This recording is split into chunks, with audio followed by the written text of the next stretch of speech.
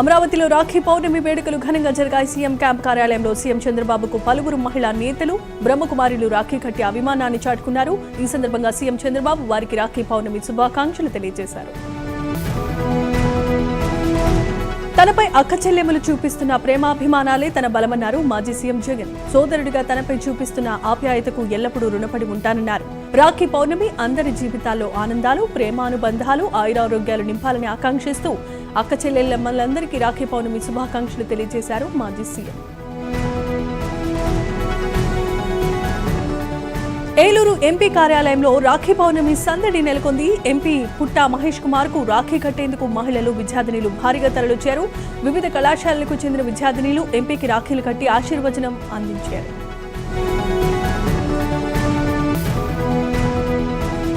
కాకినాడ జిల్లా పిఠాపురం నియోజకవర్గంలో రాఖీ పండుగ సందర్భంగా వితంతు ఆడపడుచులకు చీరల పంపిణీ కార్యక్రమాన్ని చేపట్టారు. పిఠాపురం శాసనసభ్యులు, జనసేన పార్టీ అధ్యక్షులు, రాష్ట్ర ఉప ముఖ్యమంత్రి పవన్ కళ్యాణ్ ఆదేశాల మేరకు 20 నుంచి 45 సంవత్సరాల లోపు వయసున్న వితంతు మహిళలందరికీ ఇంటింటికి వెళ్లి చీరలను పంపిణీ చేశారు.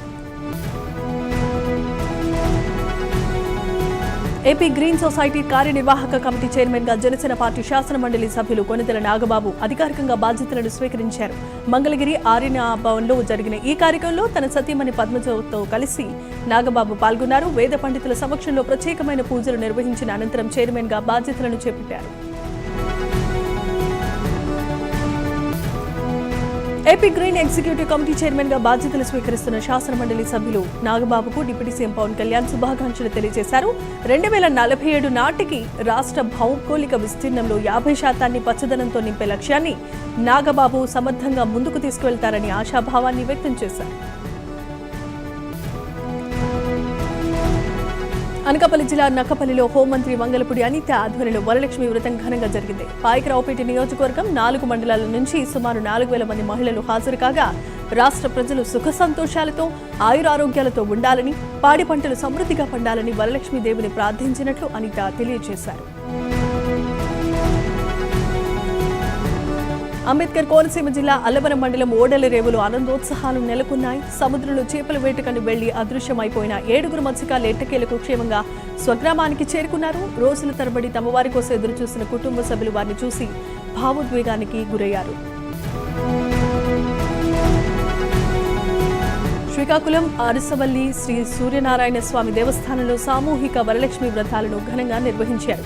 సుమారు 100 మంది మహిళలు అత్యంత భక్తి శ్రద్ధలతో ఈ వ్రత పూజల్లో పాల్గొని దేవస్థానం ఆధ్వర్యంలో మహిళలకు పూజా సామాగ్రిని ఉచితంగా పంపిణీ చేశారు. పశ్చిమ గోదావరి జిల్లా భీమవరం శ్రీ మామూళ్ళమ్మ అమ్మవారి ఆలయంలో శ్రావణ మాసం 3వ శుక్రవారం సందర్భంగా విశేషమైన పూజలు జరిగాయి. అమ్మవారిని వరలక్ష్మీదేవిగా అలంకరించి చండీ హోమం నిర్వహించారు. పెద్ద సంఖ్యలో భక్తులు దర్శించుకుని ప్రత్యేకమైన పూజల్లో పాల్గొన్నారు. అనంతపురం జిల్లాలో హాంద్రీనివాకు తక్షణమే నీటిని విడుదల చేయాలని, రైతులను ఆదుకోవాలని వైసీపీ మాజీ ఎమ్మెల్యే విశ్వేశ్వరరెడ్డి ప్రభుత్వాన్ని డిమాండ్ చేశారు. ఉరవకొండ నియోజకవర్గం హాంద్రీనివా కింద సుమారు 75,000 ఎకరాల్లో పంటలు సాగుతున్నాయని, మోటార్ల తొలగింపు పేరుతో పోలీసుల ద్వారా బెదిరిస్తున్నారని విశ్వేశ్వరరెడ్డి ఆరోపించారు. అనకాపల్లి జిల్లా ఏటికొప్పాకలో హస్తకళాకారుల హబ్ నిర్మాణానికి ఎలమంచిలి ఎమ్మెల్యే సుందరపు విజయ్ కుమార్ ఆధ్వర్యంలో శంకుస్థాపన జరిగింది. కళాకారులకు మెరుగైన ఉపాధి, మౌలిక వసతులు కల్పించడంతో పాటు ఏటికొప్పాక హస్తకళలకు జాతీయ, అంతర్జాతీయ గుర్తింపు తీసుకురావడమే హబ్ లక్ష్యమన్నారు ఎమ్మెల్యే. పల్నాడు జిల్లా చిలుకలూరిపేట జాతీయ రహదారిపై ఎంఆర్పీఎఫ్ ఆధ్వర్యంలో ఆందోళన కొనసాగుతోంది. రోడ్డు ప్రమాద మృతుల కుటుంబాలకు ఎక్స్గ్రేషియా ప్రకటించాల్సిందిగా నేతలు డిమాండ్ చేస్తున్నారు. ఆర్డీఓ చర్చలు జరిపిన వెనక్కి తగ్గని నేతలు ఎమ్మెల్యే వచ్చి సమాధానం చెప్పాల్సిందిగా పట్టుబడుతున్నారు. పల్నాడు జిల్లా తాళ్లూరులో పోలీసులు కార్డన్ సర్చ్ నిర్వహించడం జరిగింది. 80 మంది పోలీసు సిబ్బంది గ్రామాన్ని జల్లెడ పట్టారు. సరైన ధ్రువపత్రాలు లేని 40 ద్విచక్ర వాహనాలు, 2 టాటా ఏఎస్ వాహనాలను స్వాధీనం చేసుకుని గ్రామస్తులకు అవగాహన కల్పించారు అధికారులు.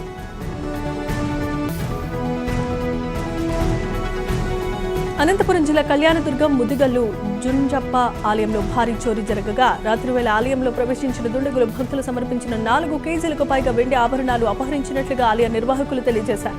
నిందితులను గుర్తించి ఆలయానికి పటిష్టమైన భద్రత కల్పించాల్సిందిగా గ్రామస్తులు డిమాండ్ చేస్తున్నారు.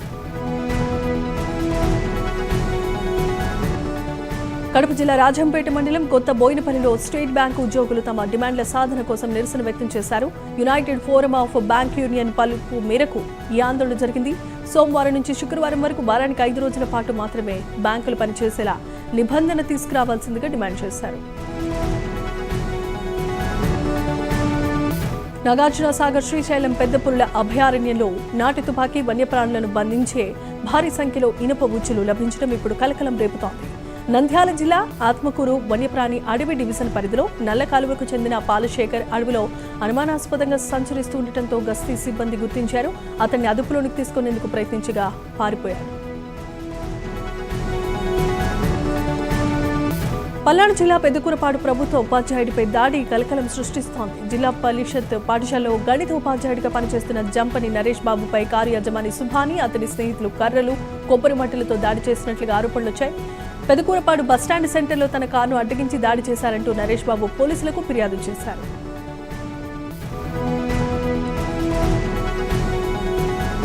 కర్నూలు జిల్లా కౌతాళం మండలం గోతాలదొడ్డి గ్రామంలో చిరుత సంచారం కలకలం సృష్టిస్తోంది. గురువారం అర్ధరాత్రి సమయంలో గ్రామ మాజీ సర్పంచ్ వీరేష్ కు చెందిన గొర్రెల షెల్టర్పై చిరుత దాడి చేసి ఒక గొర్రెను చంపి తినేసింది. గత కొంతకాలంగా ఈ ప్రాంతంలో చిరుత సంచరిస్తూ వరుసగా గొర్రెలపై దాడులకు యత్నిస్తున్నట్లు గ్రామస్తులు చెబుతున్నారు.